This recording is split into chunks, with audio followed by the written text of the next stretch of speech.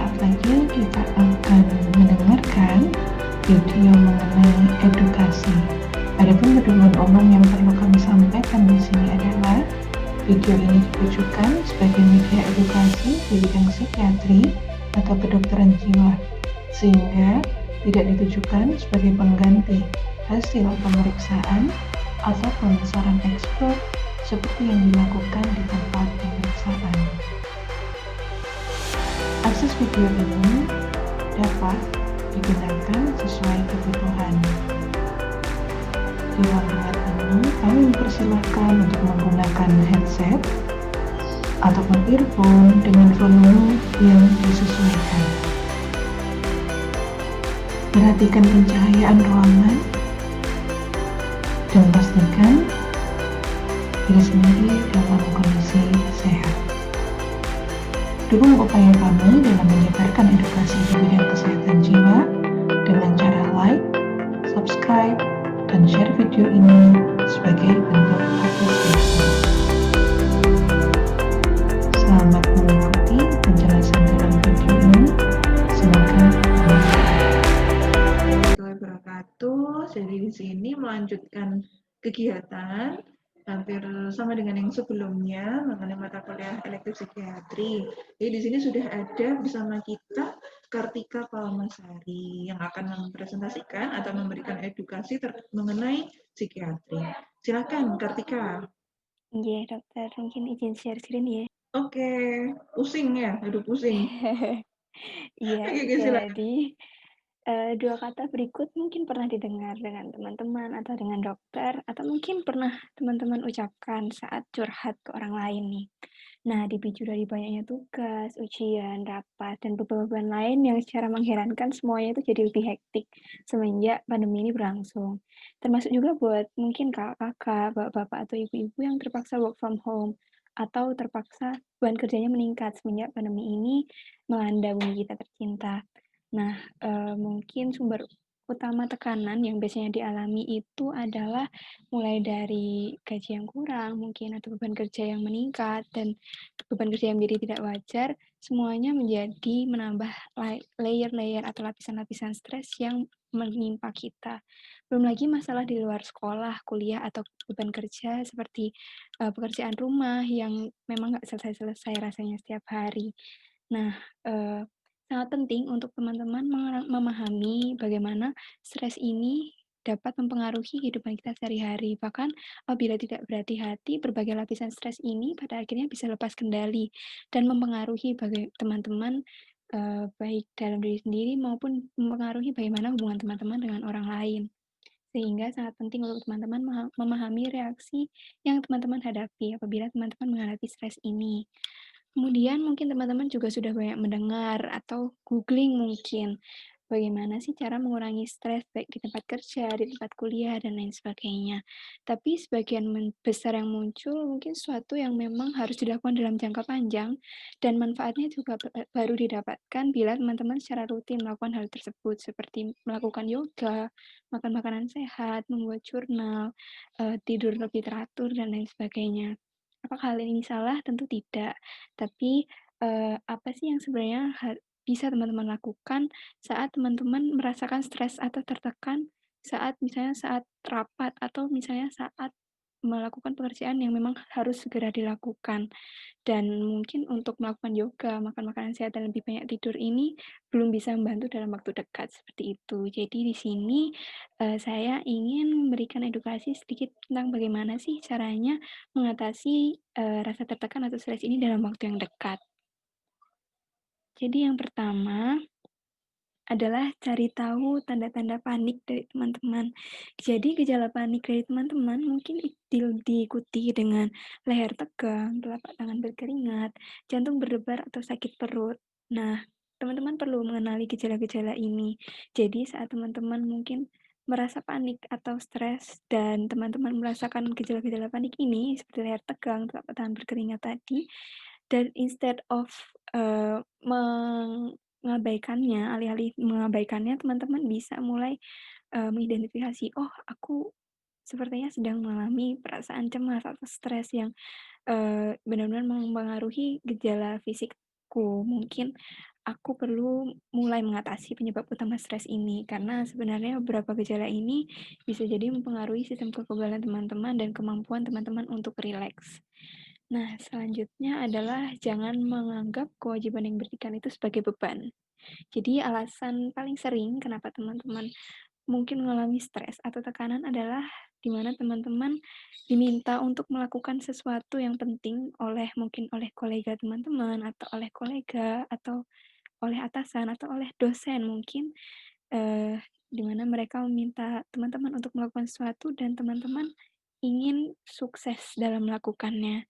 Jadi alih-alih teman-teman merasakan bahwa hal ini adalah sebuah beban yang harus teman-teman selesaikan, akan lebih baik apabila teman-teman mengalihkan pemikiran tersebut sebagai sesuatu kesempatan yang bisa teman-teman lakukan untuk bergerak maju dan menjadi pribadi yang lebih baik melalui tugas yang diberikan itu.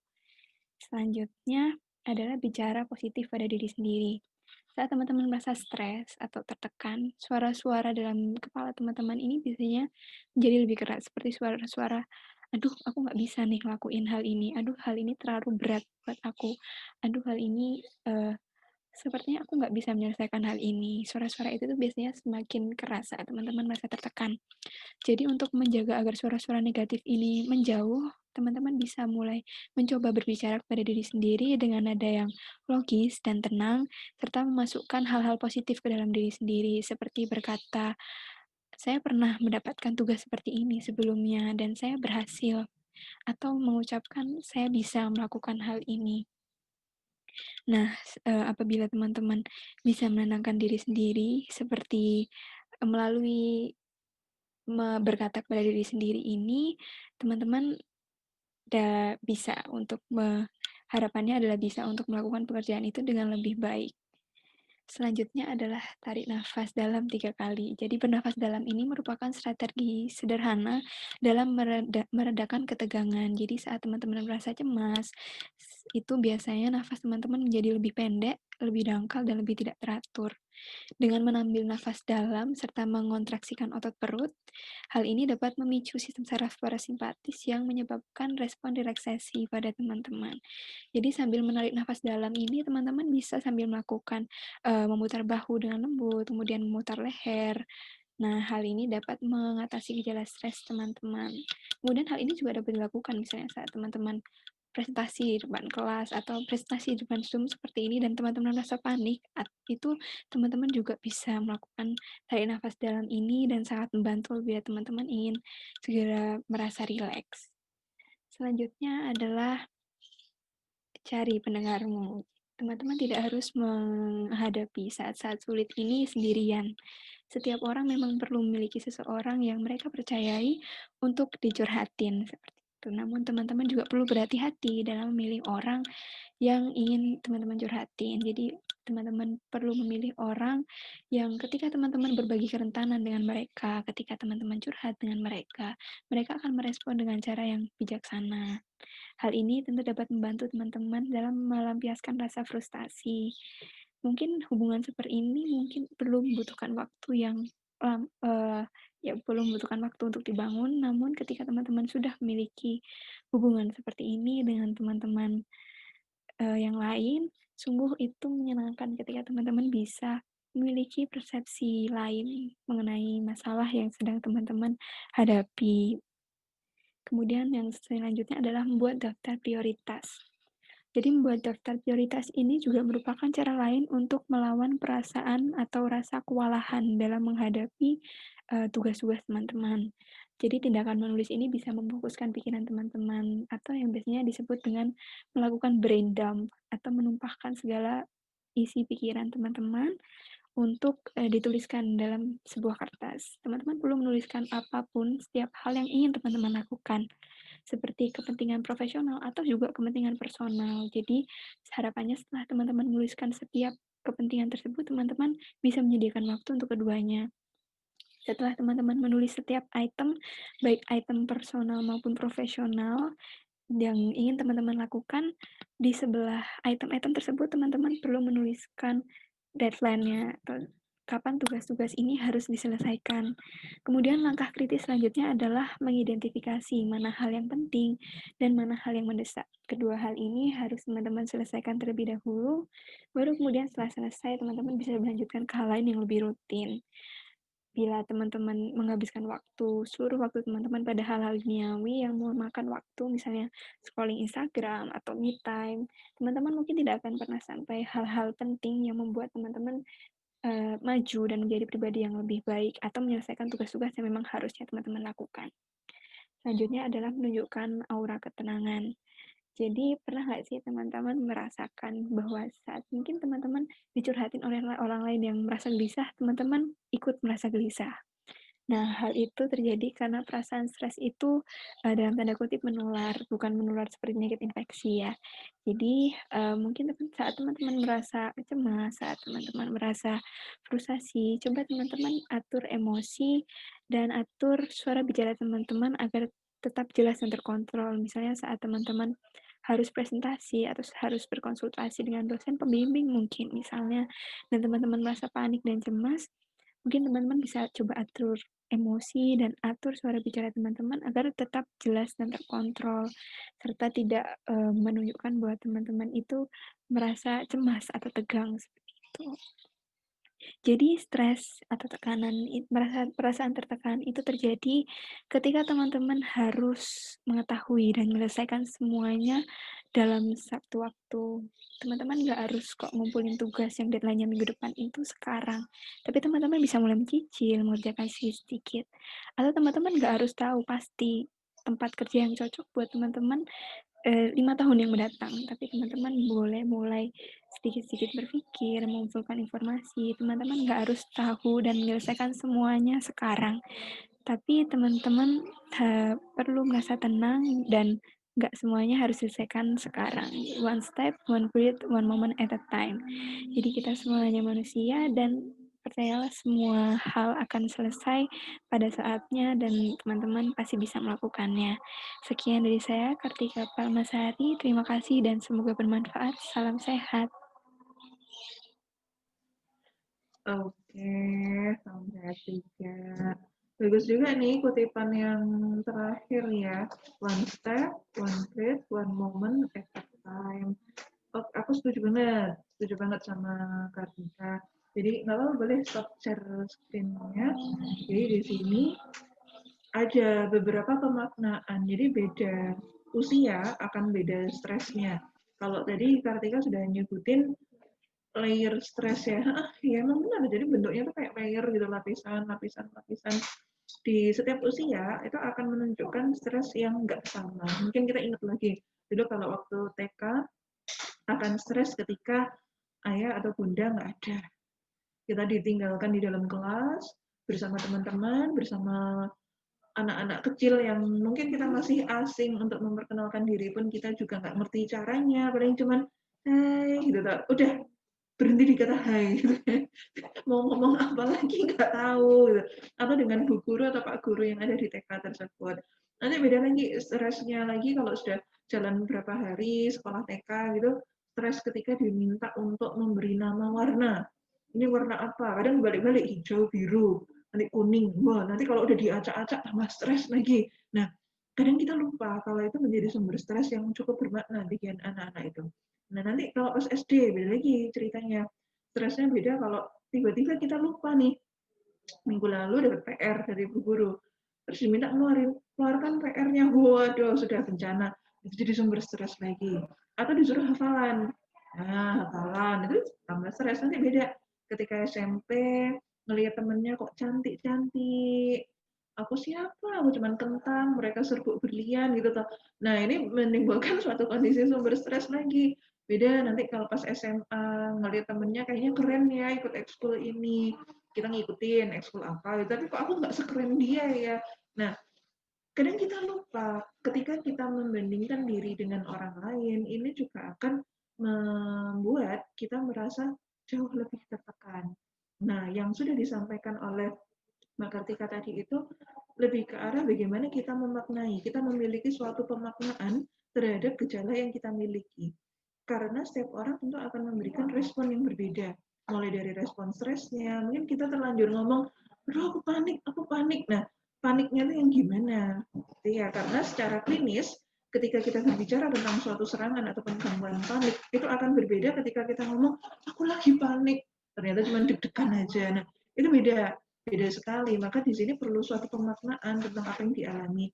Oh, rasanya nggak nyaman di badan, nafasnya jadi sesak, asam lambungnya jadi naik, yang mana kira-kira? Karena setiap gejala yang kita keluhkan dari anggota badan kita itu sebenarnya memiliki pemaknaan simbolis terhadap apa yang kita miliki. Sama seperti temanya tadi, aduh pusing gitu ya. Nah, jadi kadang apa ya, respon kita yang paling mudah itu adalah mengatakan atau menyampaikan demikian, pusing. Pusing kenapa? Kalau seusia Mbak Kartika ini pusing tugasnya banyak, itu lah. Hampir sama kayak temennya yang tadi tuh, udah mau ujian proposal skripsi atau pusing-pusing yang lain, sumber pusing yang berbeda-beda. Nah, jadi di sini perlu menahan diri untuk apa sih yang perlu kita lakukan gitu. Bikin priority, bikin prioritas yang perlu dikerjakan. Jadi nggak semua harus dikerjakan dengan satu waktu, sendiri lah. Kerjakan apa yang bisa dikerjakan dan kerjakan semaksimal mungkin sesuai apa yang bisa kita upayakan supaya diri sendiri nggak tertekan. Kemudian terkait mencari pendengar yang aman, saya setuju. Tapi memang nggak semua bisa mendengarkan ya. Ntar kalau kita keliru menyampaikan dengan pendengar yang tidak aman, nantinya akan dibicarakan ke media yang lain, tentu ini menimbulkan ketidaknyamanan. Nah, kalau memang diri sendiri merasa aman atau nyaman dengan diri sendiri, kadang ada beberapa orang yang tidak mampu menyampaikan itu dengan bahasa lisan. Boleh pakai bahasa tulisan gitu kan, tapi ya nggak perlu di blow up di media sosial juga gitu.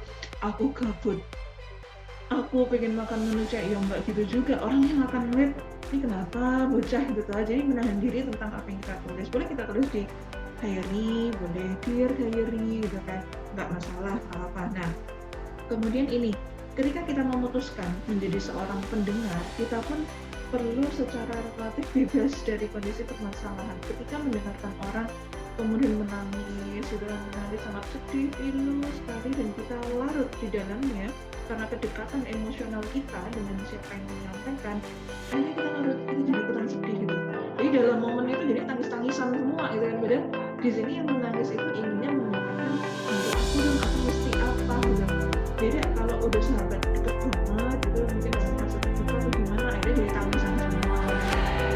Ambil jadi kan ambil momen, tapi ya nggak apa-apa, itu benar sekali. Tapi kalau memang posisi kita kedekatan ke pendengar yang memberikan solusi, maka kita secara perlahan mendengarkan dulu apa yang diberikan dan kita memberikan kontribusi. Kecuali kalau kita nggak mau memberikan kontribusi apapun, ya kita menahan diri, setidaknya kita sadar kenapa di situ kita mendengarkan apa yang menjadi keluh kesah dari mereka. Jangan sampai ikut gelisah juga, saya ke arah sana. Oke, terus habis itu apa ya, terkait pekerjaan-pekerjaan rumah yang perlu kita selesaikan, itu juga ya boleh mulai dipikir pelan-pelan apa yang perlu dikerjakan, nggak semua harus diutamakan selesai dengan waktu itu, tidak. Semua ada waktunya dan setiap waktu ada keberatan. Jadi kita cukup memahami seberapa besar sih kemampuan kita, apa yang masih bisa kita lakukan, sebatas itu. Oke, terima kasih Kartika. Jadi di momen ini sekaligus menutup kegiatan edukasi dalam kesehatan kuliah kritis dan menutup diri mengenai kesehatan. Terima kasih. Assalamualaikum warahmatullahi wabarakatuh. Waalaikumsalam warahmatullahi wabarakatuh. Terima kasih.